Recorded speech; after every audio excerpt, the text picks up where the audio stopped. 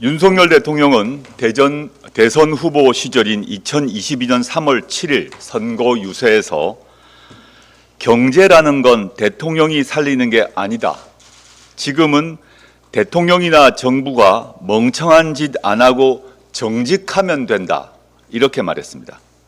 그래서일까요? 윤석열 정권은 경제를 살리지 못하고 있습니다. 게다가 멍청한 짓만 골라서 하고 정직하지도 않습니다. 대한민국은 가난해지고 있습니다.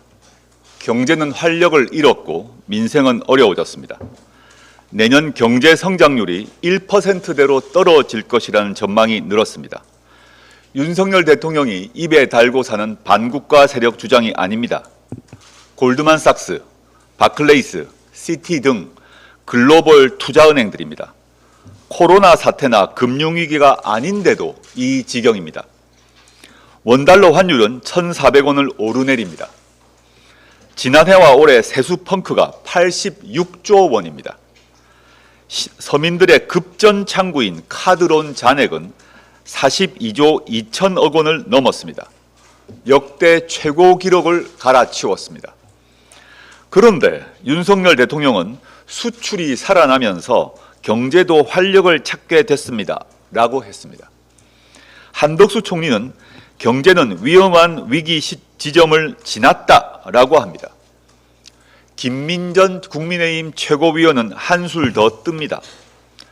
경제 분야에서 90점 이상 업적을 냈다. 슈퍼스타다라고 말했습니다.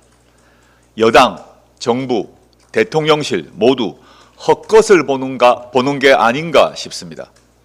이유는 둘 중에 하나입니다. 객관적 인지 능력이 극히 떨어지거나 거짓 보고서를 받기 때문입니다. 떠오르는 사태가 있습니다.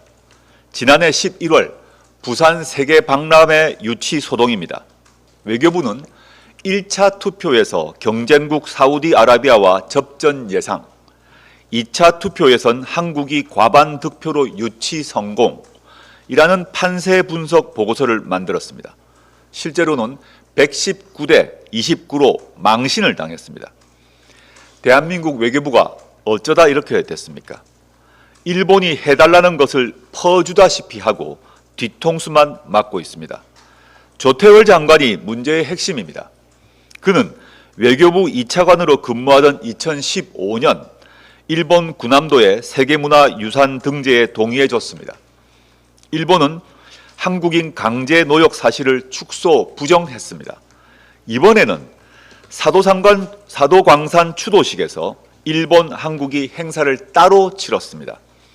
일본은 강제 노역은 도외시하고 세계문화유산 등재 축하만 했습니다.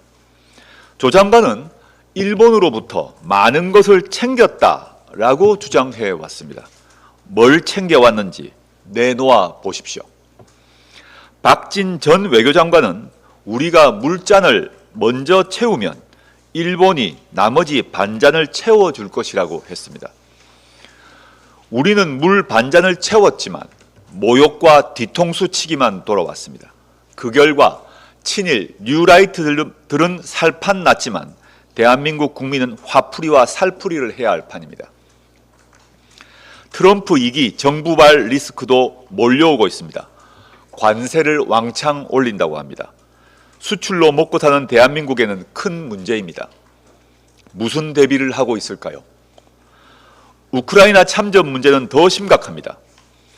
트럼프 당선인의 차기 국가안보 보좌관으로 지명된 마이클 왈츠 하원의원이 한국도 우크라이나 개입을 고려한다.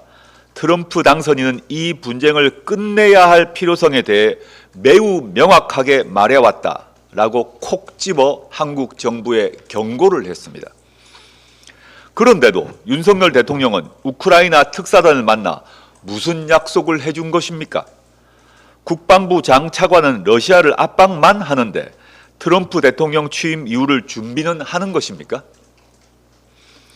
이들도 인지 부조화인지 거짓 보고를 받는 것인지 알 수가 없습니다. 하기야 정부와 대통령실의 관심은 오로지 두 가지에만 몰려 있습니다. 하나는 윤석열, 김건희 부부 방탄입니다. 다른 하나는 야당과 전 정부를 대상으로 하는 사정입니다. 그러나 국민의 어려운 사정에 눈길이야 주겠습니까? 문득 궁금한 게 있습니다. 이런 보고서는 대통령에게만 올리고 있는지요? 아니면 언론 보도처럼 한부를 더 만들어 김건희 씨에게도 올립니까? 기왕 두 부를 만들고 있다면 실질적 1인자인 김건희 씨에게는 제대로 된 보고서를 올려주십시오. 그래야 대한민국 후퇴 속도를 줄일 수 있지 않을까요? 이런 이야기까지 해야 하니 참담합니다. 집권 여당 국민의힘은 태평성대인 것 같습니다. 최대 관심사가 당원 게시판 문제입니다. 한동훈 대표와 가족이 윤석열 대통령과 김건희 씨를 비난하는 댓글을 올렸느냐를 놓고 옥신각신합니다. 국민 보기에, 지지자 보기에 부끄럽지 않을까요? 국민의힘 앞에는 두 가지 선택이 있습니다. 과거 여당들은 이 정도 되면 대통령 탈당을 요구하고 거국 내각을 하라고 촉구했습니다. 당내 쇄신 요구가 분출했습니다. 다음 선거에는 패배하겠지만 그 이유를 도모했습니다. 물론 박근혜 대통령 탄핵 트라우마에 시달리겠지만 국민의힘이 제대로 된 보수당으로 살아남으려면 탄핵의 강을 넘어야 할 것입니다. 아니면 윤석열, 김건희 공동정권, 검찰 독재 정권과 함께 몰락할 것입니다. 그렇게 되면 대한민국 보수를 괴멸시킨 정당으로 역사에 각인될 것입니다. 감사합니다.